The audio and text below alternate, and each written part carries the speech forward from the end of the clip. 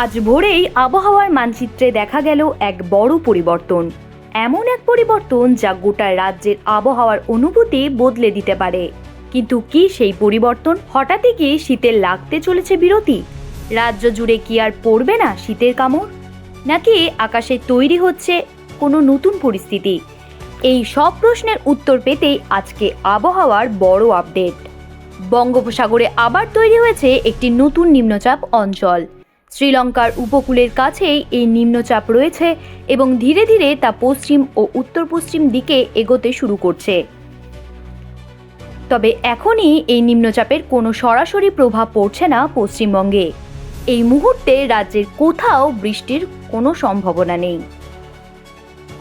এদিকে রাজ্যের উত্তর থেকে দক্ষিণ সব জায়গাতেই ভোরের দিকে আকাশ কুয়াশায় ঢেকে থাকছে। সোমবার থেকে বুধবার পর্যন্ত বহু জায়গায় দৃশ্যমানতা 200 মিটারে নেমে যেতে পারে। যদিও পরিস্থিতি খুব বেশি খারাপ নয়, তাই কোনো সতর্কতা জারি করা হয়নি।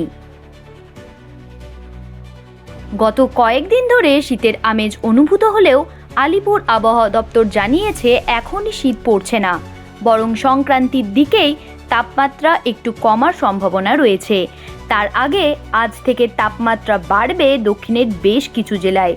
আগামী 4 দিন রাতের তাপমাত্রা 2 থেকে 3 ডিগ্রি সেলসিয়াস পর্যন্ত বাড়তে পারে। অন্যদিকে উত্তরবঙ্গেও একই প্রবণতা দেখা যাবে। আবহাওয়াবিদরা বলছেন উত্তর পশ্চিমের ঠান্ডা ও শুকনো হাওয়া কিছুটা দুর্বল হয়েছে। সেই জায়গাতেই বঙ্গোপসাগর থেকে ঢুকছে পূবালি হাওয়া। এই উষ্ণ ও আর্দ্র হাওয়ায় বাড়ছে তাপমাত্রা এবং একই সঙ্গে কুয়াশার ঘনত্বও বাড়ছে। কলকাতায় গত কয়েকদিনের ন্যূনতম তাপমাত্রা ধীরে ধীরে বাড়ছে। শুক্রবার রাতে তাপমাত্রা ছিল 17.6 ডিগ্রি সেলসিয়াস। শনিবার তা বেড়ে হয় 17.7 ডিগ্রি সেলসিয়াস। দক্ষিণবঙ্গের অনেক জেলায় একই প্রবণতা দেখা যাচ্ছে। অন্যদিকে দেশের মধ্য ও উত্তরভাগে ইতিমধ্যেই শুরু হয়েছে তীব্র শৈত্যপ্রবাহ।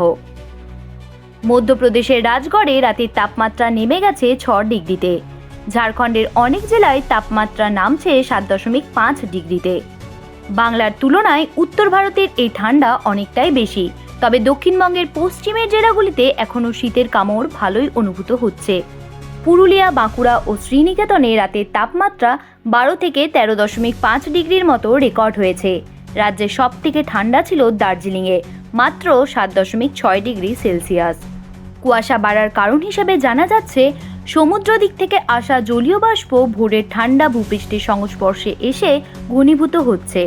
সেই বাষ্প ধুলো ও ক্ষুদ্র কণার উপর ভর করে তৈরি করছে ঘন কুয়াশা। সব মিলিয়ে ছবিটা খুব পরিষ্কার। এই শীত এখনই বিদায় নয়। কয়েকদিনের উষ্ণতার পর আবার ফিরতে পারে ঠান্ডার কামড়। বঙ্গোপসাগরের নিম্নচাপ ও বাতাসের দিক বদলের উপরেই আগামী কয়েকদিনের আবহাওয়ার ছবি নির্ভর করছে। সুতরাং শীত কেবল কয়েকদিনের জন্য একটু বিশ্রাম নিচ্ছে, তারপর আবারই ফিরে আসবে শীতের আসল চেহারা। আবহাওয়ার পরবর্তী আপডেট পেতে চোখ রাখুন আমাদের চ্যানেল হেডলাইন্স কলকাতায়। জ্যোতি সরকারের রিপোর্ট, হেডলাইন্স কলকাতা। আনন্দ আর ভালোবাসার দীপ্তিতে গড়া সমুজ্জ্বল পরমা, ঠিক তোমারই মতো। শ্যাম সুন্দর কোম্পানি জুয়েলার্স, আগরতলা, উদয়পুর, ধর্মনগর, কলকাতা।